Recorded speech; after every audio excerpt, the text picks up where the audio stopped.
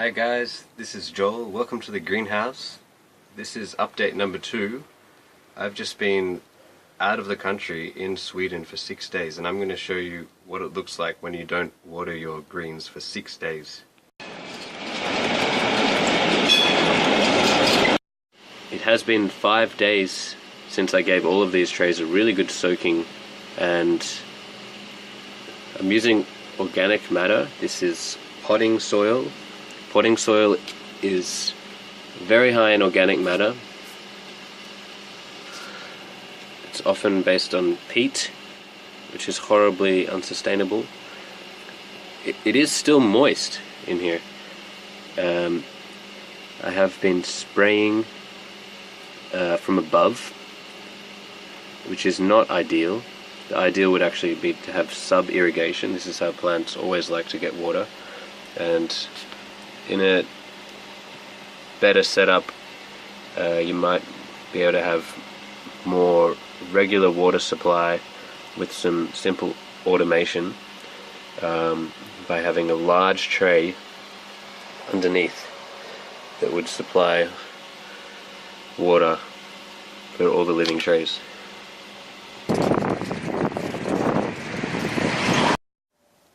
This is a tray of basil. If you watch the first video, you'll see that I had an experiment to seed into an existing tray where the seedling rate wasn't very good. You can see that some of these young sprouts, the tough ones, have actually survived the dryness. But we can see here in the middle, in between these two patches of green, we can see a lot of stringy, dead basil that was quite young. This is one of the most important things to know about microgreens. They are baby plants. They are very fragile and they need to be babied as a result. This was, if you want to compare with the previous video, this was the best looking tray of mustard, and you can see now the damage that has been done. You can see almost a graveyard in the middle of little baby sprouts that didn't quite make it. This is the joy of experimentation, and meanwhile also marketing and selling at the same time. Between these 6 trays of mustard, I have about 1 full tray of really edible crop. But they are quite large. This is almost getting towards what the enthusiasts would call baby mustard, and I think I'm going to bag the good part of this harvest, the really tough ones, and give them as a free sample to one of the cafes that I've been talking to. This is the joy of running a business out of somebody's backyard. One of the neighbors decided to come in and turn this off while I was away, so I don't know how long the fans have been off for. It's not the biggest issue. Airflow is not the limiting factor, as this greenhouse is basically open. This was constructed by Evo from recycled doors, and it's quite a nice construction. A few customers have been asking, if I cut all these greens down in my living tray, will it grow back? The answer is yes, but nobody wants that. Much better to get the full living tray delivered, use it, and then bring it back here.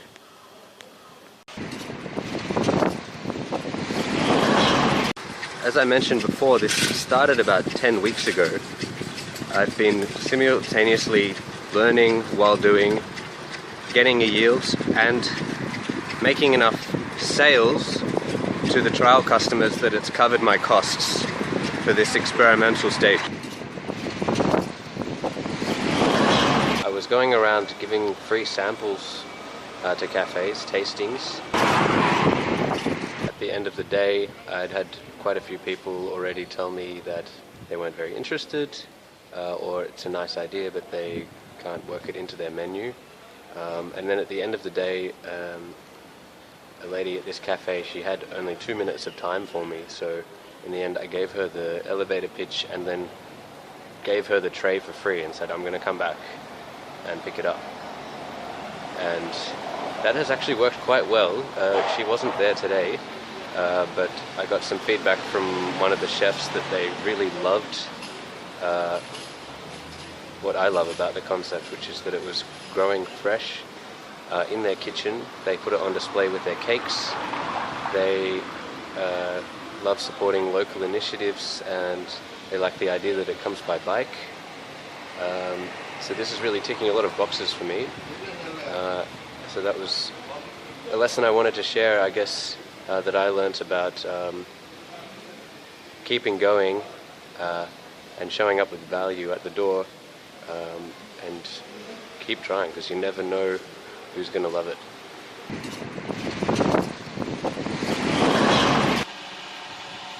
That's it for today.